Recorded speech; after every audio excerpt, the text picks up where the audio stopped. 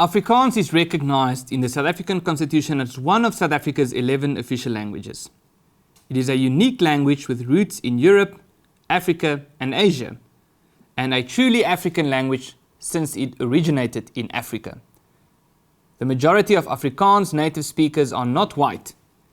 It is the third most spoken language in South African homes, growing rapidly with a total of 6.85 million speakers in 2011, compared to 5.98 million a decade earlier. Despite this progress, Afrikaans speakers have since 1994 seen their language increasingly being phased out of all public institutions, including education facilities. Constitutional bodies created to protect South African languages and language rights, namely the Pan-South African Language Board and the Commission for the Promotion and Protection of the Rights of Cultural, Religious and Linguistic Communities, offer no relief in this regard as they suffer from a lack of financial resources, mismanagement and limited powers of execution.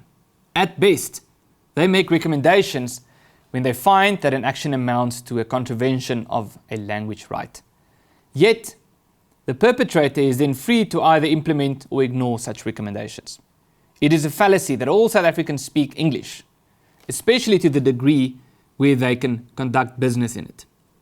The perception exists that especially older people struggle with the language, but international education studies reveal that even the youth's general literacy is severely lacking, including in English. The Constitution provides for legislation to manage the use of official languages by public entities. For years, efforts to create such legislation came to nothing. Eventually, a private language activist had to take the state to court to ensure that such a law would come into existence.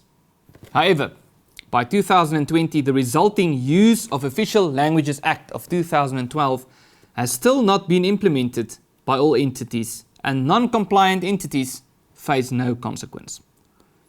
At a conference on linguistic human rights, an academic pointed out, the government shows no political will to fulfill and promote the language rights as laid out in the Constitution.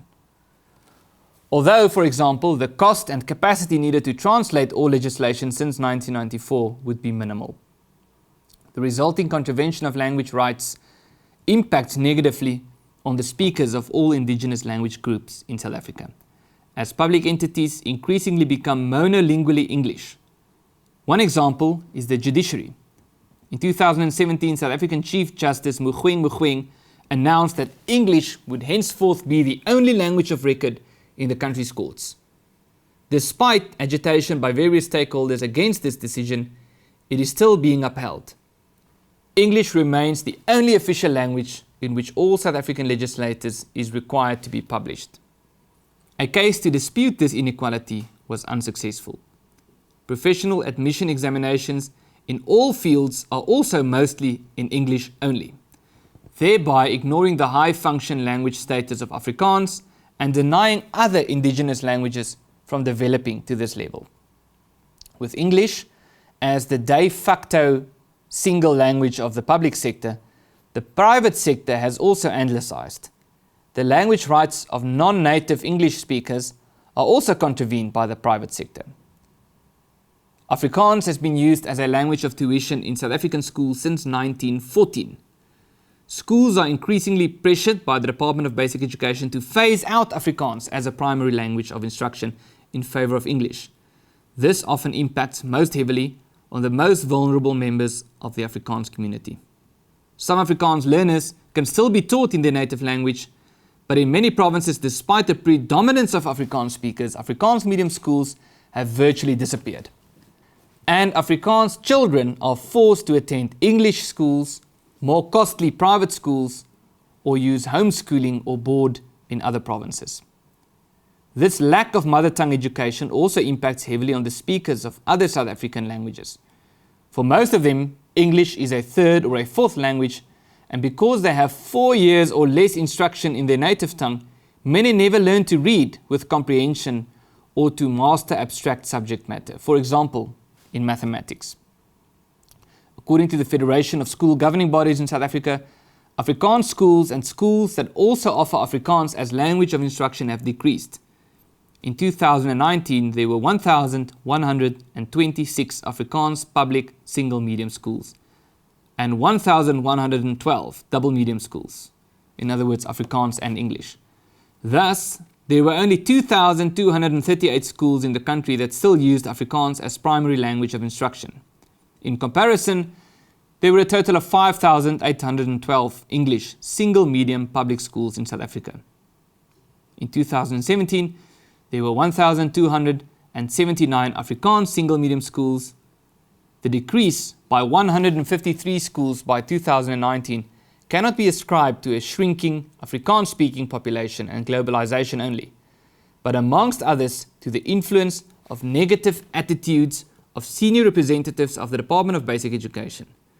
Especially notorious in this regard is the MEC for Education in Gauteng, Panyaza Lesufi, who regularly makes ideologically driven, polarizing statements against Afrikaans. Gauteng's current school placement system does not even provide for a choice of language of tuition. Persistent negative interference is also experienced from the side of some education unions. In 1994, South Africa had 5 predominantly Afrikaans public universities. In 2020, only a single campus of a single university, the Potchefstroom campus of the Northwest University, offers Afrikaans as primary language of instruction, with simultaneous interpretation for speakers of other languages to ensure inclusion. Yet, in 2018, calls had already started that even this university should revise its language policy. The decision of the University of the Free State to make English its sole primary medium of instruction from 2017 had been challenged, but the Constitutional Court approved the English-only policy. The court stated that to allow for a choice of mother tongue instruction in Afrikaans would in fact sanction segregation. Court cases against policies designating English as the only primary medium of instruction at the University of Pretoria and Stellenbosch University also failed to restore Afrikaans to its former position as a language of instruction there. AfriForum is currently awaiting judgment in a case heard in November 2019 by the Supreme Court of Appeal on the English-only language policy of the University of South Africa. As the latter is a distance learning public facility, the argument of segregation cannot be raised here. However, the university also chose to discontinue tuition in Afrikaans. In the case of the Stellenbosch University, the Constitutional Court made a majority ruling. One of the judges, compromising the minority opinion, stated, "One does not need international studies, of which there are many, to realize that this state of affairs entrenches English as the dominant language, not only in tertiary education, but also, as we will see, from primary through secondary school to university." These rulings contribute to the decline of Afrikaans schools discussed above, as some Afrikaans parents argue that by placing their children in English schools, the children will be better prepared for future tertiary studies. In 2019, the Solidarity Movement started a construction of a privately funded Afrikaans technical training facility, Soltech.